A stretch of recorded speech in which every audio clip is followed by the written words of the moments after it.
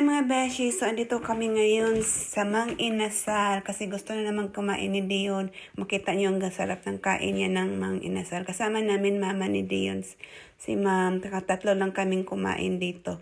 Ayan si Dion, nag-only rice na yan siya. Pangalawang ano na yan ata niya. Kasi gustong gusto niya yung lasa ng barbecue at saka yung yellow na inilagay sa kanin. So ayan.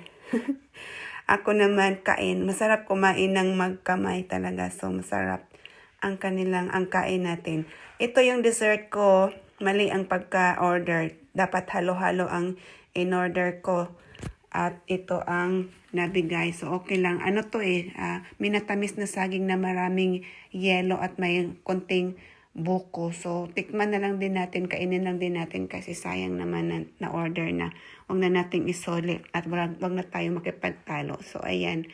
Maraming ice kung makikita niyo. So, hindi ko masyado siyang bet kasi gusto ko talaga ay halo-halo.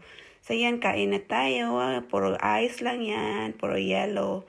Pero okay na rin kasi mas mainit ang panahon. Yun lang mga beshies. Bye!